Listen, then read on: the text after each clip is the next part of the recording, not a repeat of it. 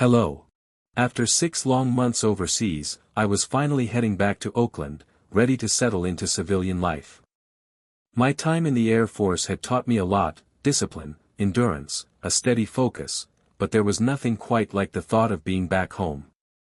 As the bus neared my neighborhood, I couldn't help but feel a mix of excitement and nerves.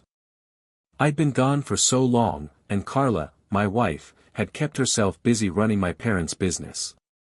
A reunion after half a year apart should have been a sweet moment for us both, or at least, I hoped it would be. The house was quiet when I walked through the door, but everything looked the same as I'd left it. After lugging my duffel bag into our bedroom, I noticed the bed in disarray. Sheets were scattered on the floor, and it felt strangely off. Then, I heard the sound of the shower running down the hall. I thought Carla might be in there, getting ready to pick me up, not knowing I'd caught an early transport and arrived hours ahead of schedule. "Are you getting ready to come pick me up?" I called out, trying to surprise her. But when she turned, startled, I saw something flash across her face, a look I couldn't quite place.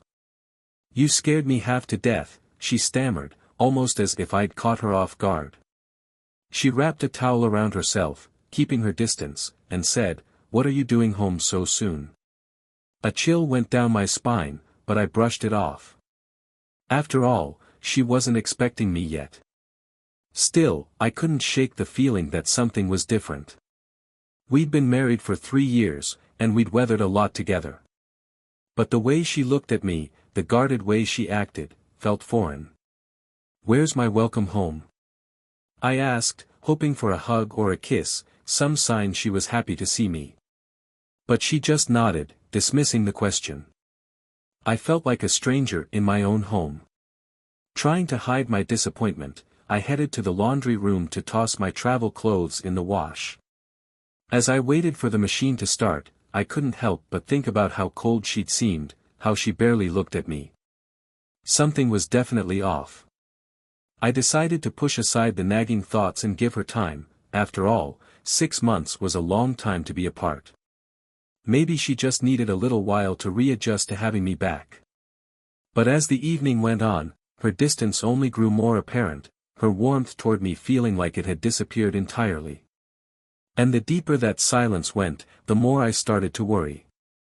The next morning, I woke up early, eager to spend time with Carla and settle back into life at home.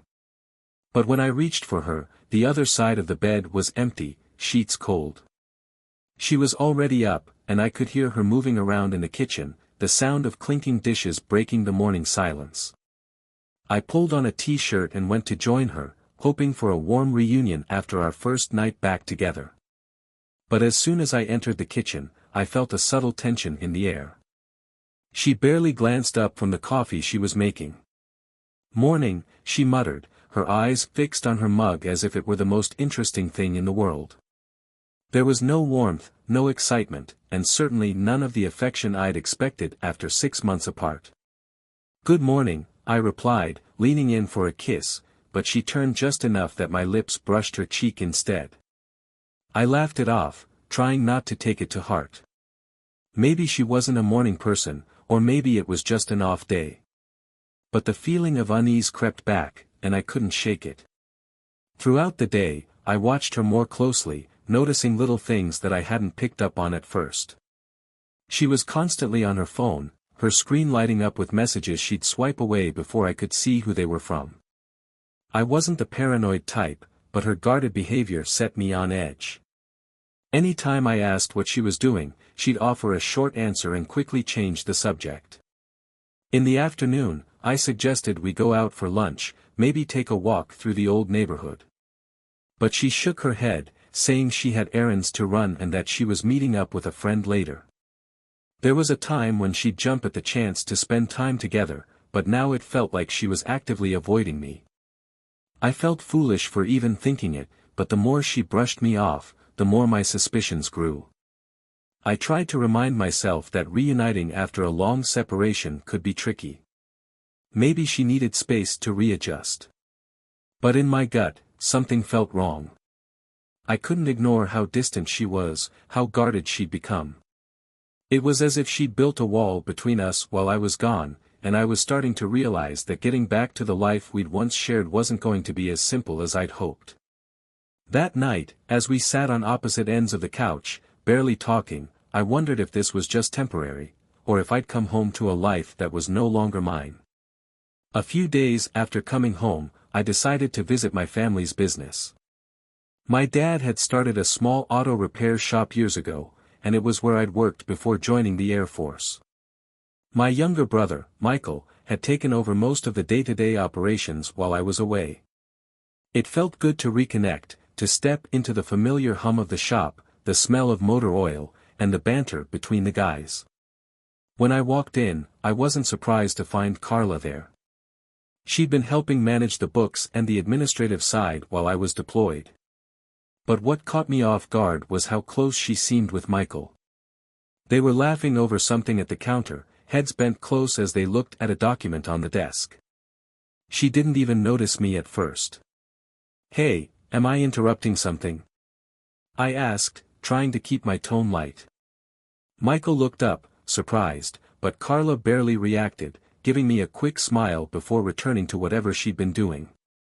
I watched as they exchanged a glance, something subtle but unmistakable. A quick look that felt like an unspoken message. Throughout the day, I couldn't shake the strange feeling I had about the two of them. Michael and I had always been close, but I'd never seen him interact with Carla like this. Every time I caught them in conversation, there was a familiarity between them that didn't sit right with me. They'd joke and laugh in a way that felt too comfortable, like they'd shared a lot more than just work hours at the shop. I didn't want to jump to conclusions. Maybe it was just my mind playing tricks on me, making something out of nothing. But then, as I was organizing some tools in the back, I overheard them talking in low voices. I couldn't make out every word, but I caught enough to understand that they were talking about me. "You think he suspects anything?" Carla whispered, her tone tense. Michael replied, "No, he doesn't know, just keep it cool." They both went silent when they realized I was nearby, pretending nothing had happened. My heart started racing. I couldn't believe what I was hearing, but the pieces were starting to come together. The late-night texts, her distance, the strange interactions between her and Michael, it all pointed to something I'd never thought possible. I left the shop feeling hollow, barely able to focus on the conversation with my dad as he asked about my plans now that I was back. My mind was racing, filled with a mixture of rage and disbelief. The idea that my own brother and wife might be hiding something from me was too painful to process, but I knew I couldn't ignore it any longer. As I drove home, I realized I had two choices: confront them or continue to pretend that everything was fine. And at that moment, I knew that pretending was no longer an option. When I got home that evening, my mind was made up. I couldn't sit back and let this strange behavior between Carla and Michael continue without some answers. She was in the kitchen, preparing dinner, her back turned to me as I entered. For a moment, I watched her in silence, trying to remember the warmth we'd once shared. But the doubts, the hidden looks, and the whispered conversations gnawed at me, replacing that warmth with a feeling of betrayal. "Carla," I started, trying to keep my voice steady, "we need to talk." She turned, her face guarded. "What's wrong?" she asked, feigning innocence, but I could see the tension in her eyes. I took a deep breath. "Something's been off since I got home. You're distant, you're constantly on your phone, and, well, there's this strange closeness between you and Michael. What's going on?" She stiffened, her face barely masking a flash of surprise. For a moment, she hesitated, looking away as if gathering her thoughts. "You're imagining things, Daniel," she said finally, with a forced calm. "Michael and I have been working together at the shop, that's all. We're close because we're family." "Family," I echoed, barely able to hold back my frustration. "Carla, family doesn't whisper in hushed tones about each other. Family doesn't exchange those kinds of looks when they think no one's watching." She looked down, her face unreadable. Maybe things have changed between us, Daniel. You've been gone a long time, and we've had to adjust without you. I felt a sharp pang at her words. The implication was clear, maybe I was the one who no longer belonged here. You're telling me that, while I was deployed, you decided to adjust with my brother instead of just waiting for me to come home? Carla met my gaze, anger flashing in her eyes. Don't twist my words. You don't know what it was like, Daniel. You were off in another world while I was here, holding everything together. You don't know the pressure I was under. Her voice grew louder, her tone defensive, but she didn't deny anything. She kept talking, deflecting blame, making herself out to be the one who'd been wronged. Each word felt like a slap, a reminder that something I'd trusted was slipping through my fingers. The tension hung heavy between us, and I realized I wasn't going to get the answers I wanted, not tonight. She wouldn't admit to anything, wouldn't acknowledge that things had changed. As I looked at her, I saw a stranger, someone I didn't recognize anymore. Without another word, I turned and left the room, retreating to the solitude of our bedroom. The doubts weighed heavily on me, along with the sinking realization that whatever bond we'd once shared was gone, replaced by a wall of secrecy and resentment. I didn't know how to move forward, but I knew that I couldn't keep living in this illusion. The confrontation with Carla left me with even more questions, and I was done waiting for answers. I couldn't shake the feeling that there was something bigger at play, something they were hiding from me. If Carla wouldn't tell me the truth, I'd have to find it on my own. The next day, I headed to the family shop, arriving earlier than usual. Michael wasn't there yet, so I took the opportunity to look around. I knew it was wrong to snoop, but I couldn't ignore the nagging feeling that something about their relationship wasn't right. I checked the office, searching through paperwork and drawers for anything that might explain their connection. Then, in a folder labeled personal, I found something that made my stomach drop. There, mixed in with receipts and business notes, were several printed photos of Michael and Carla together, laughing at dinner, sitting close at a bar, and one that looked like it was taken in my own home. They looked like a couple, each photo capturing moments that were clearly more than just friendly. Rage and disbelief surged through me. The woman I'd loved, the woman I'd trusted, was in these pictures with my own brother, smiling as if I'd never existed. Just then, I heard footsteps behind me. I turned to find Michael standing in the doorway, his face a mask of shock as he realized what I'd found.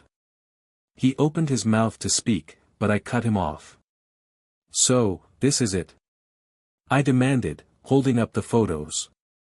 You've been sneaking around with my wife behind my back, pretending to be my brother. He took a step back, guilt written across his face. Daniel, listen, I didn't mean for it to happen like this. I don't know what to say. Don't lie to me, I snapped.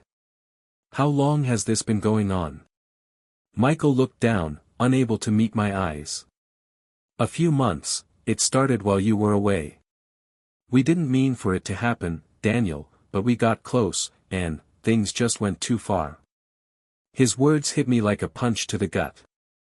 I'd trusted him, trusted both of them, and now everything I thought I knew had crumbled. The betrayal was deeper than I could have imagined, my wife, my brother, both of them lying to me, pretending that nothing was wrong while they tore my life apart behind my back. Without another word, I shoved past him, ignoring his feeble apologies as I stormed out of the shop. The world felt surreal, the familiar streets and buildings now tainted by betrayal.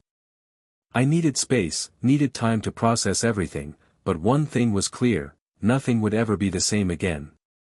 After discovering the truth, I spent a few days trying to process the betrayal alone. I felt shattered, like the foundation of my life had been ripped away. I knew I couldn't keep this hidden any longer, especially from my parents. They deserved to know what had been happening right under their noses, what Carla and Michael had done. One evening, I drove over to my parents' house, trying to keep my emotions in check. When I walked in, my mom greeted me with her usual warmth, but she immediately sensed something was wrong. Daniel, honey, what is it? She asked, her voice filled with concern. I took a deep breath, gathering the strength to speak. I need to tell you both something, about Carla and Michael." As I explained the affair, the pain and anger in my voice made it clear that this wasn't just a rumor or a misunderstanding. My dad sat in stunned silence, his face pale, while my mom looked like she was trying to hold back tears. When I finished, the room fell silent, the weight of the truth sinking in. My dad finally spoke, his voice low and filled with sorrow. "I had no idea, Daniel.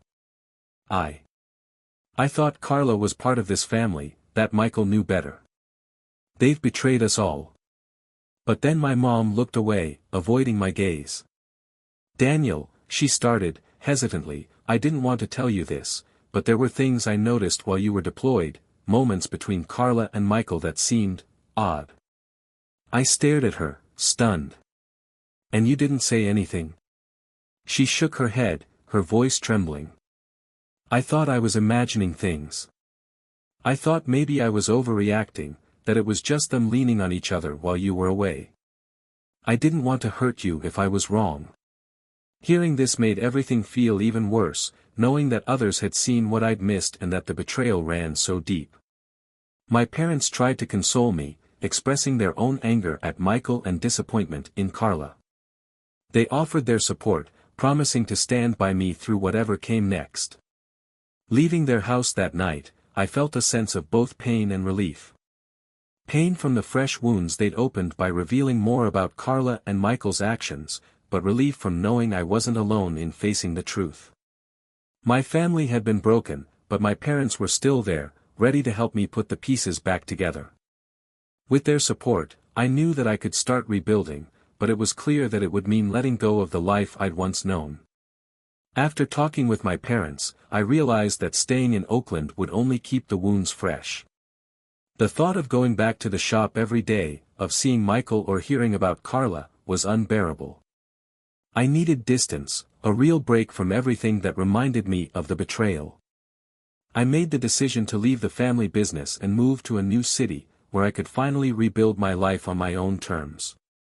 I began looking for jobs out of town, and within a few weeks, I landed a position in Sacramento, just far enough to feel like a fresh start. Before I left, I sat down with my dad, explaining my decision. He understood, even if it pained him to see me leave. "You'll always have a place here, Daniel," he said, placing a comforting hand on my shoulder. "But I think this is the right choice for you." Once I'd made the move, the emptiness started to fade. Sacramento was a blank slate, a place where no one knew me as the guy with the cheating wife and the backstabbing brother. I was just Daniel, a man with a new job, a new apartment, and a quiet hope for something better. A few weeks into my new life, I ran into Grace, an old high school friend. We'd been close years ago, and reconnecting with her felt natural, like picking up where we'd left off. She was warm, down to earth, and carried a kindness that felt like a balm for my battered heart. We started meeting up for coffee, then for dinners, and eventually, those meetups turned into something more. One evening, as we sat on her apartment balcony, watching the sun dip below the horizon, I told her about the betrayal.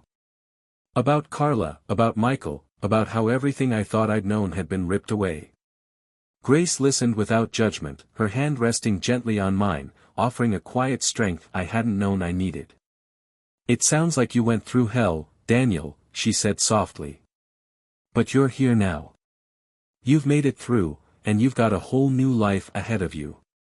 Her words resonated with me, bringing a sense of peace I hadn't felt in a long time. With Grace, I didn't feel the weight of suspicion or bitterness. Instead, I felt free to be myself, unburdened by the scars of betrayal. Little by little, her presence began to heal me, and for the first time, I could see a future filled with possibility. Starting over hadn't been easy, but in Sacramento, with Grace by my side, I felt hope again.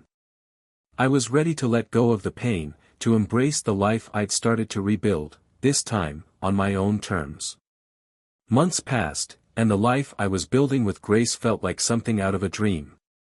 She'd been my anchor through the storm, a constant source of light as I navigated the darkest parts of my past. With her, everything felt easy and genuine, without the shadows of distrust and betrayal. I hadn't planned on falling in love again so soon, but Grace had a way of making me believe that love could be good, simple, honest, and true.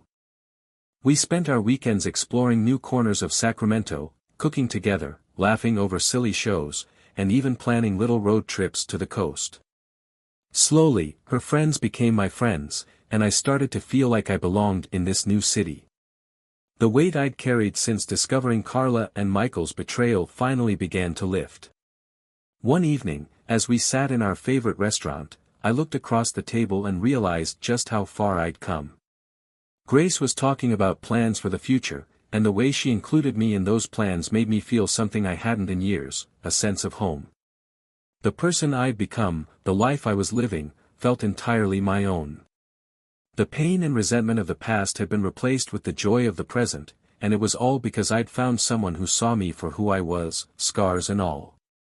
On the drive home that night, I turned to Grace, taking her hand in mine.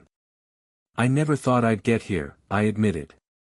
"You've helped me find peace, Grace. I didn't know it was possible to feel this whole again." She smiled, squeezing my hand. "You did it on your own, Daniel. You chose to let go of the past. I'm just lucky to be here with you." From that day forward, I was ready to fully embrace the new life we'd built. I stopped looking back, stopped letting the shadows of betrayal follow me. Instead, I looked forward, knowing that Grace and I were building a future filled with possibility.